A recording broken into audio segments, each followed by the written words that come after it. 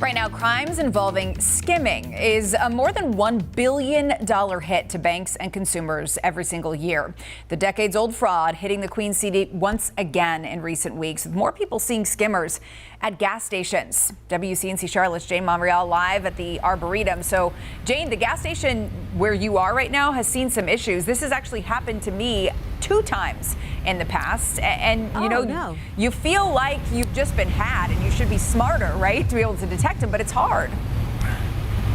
It's hard. We're so busy. I'm sorry that happened to you, Carolyn, twice. Wow, that's happened to actually a couple people that I saw post on social media. This is the Circle K, where one woman mentioned in a recent post on Nextdoor, warning others to be on the lookout, to stay aware that these gas skimmers are on fuel pumps. Skimming devices on ATMs and gas pumps is something that criminals continue to do because they know, like you and me, we're busy and we might be too busy to notice. Following a recent post about gas skimmers, others chiming in with their own experiences. They're there, they're just getting their gas, they're moving as fast as they can, and they don't notice anything. Tom Siegler, a former vice president of a company that manufactures payment devices, says there are 2 types of gas skimmers. One where the card goes into the slot, the other that sits on top and outside of the reader. It's called a bezel, the part that you see, the metal part.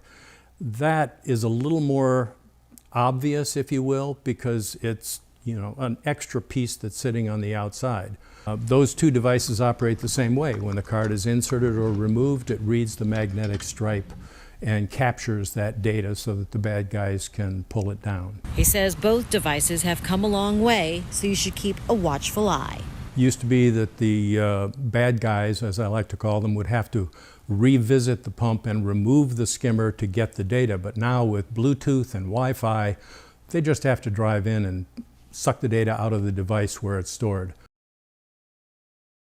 Well, I did talk to an employee earlier, and they said any issues with their pumps are now fixed. The Better Business Bureau says that they advise you to just wiggle the device to see if it's fake. And if you do suspect anything suspicious, you want to call your banking institution as well as the police. Live at the Arboretum in Charlotte, Jane Monreal, WCNC Charlotte.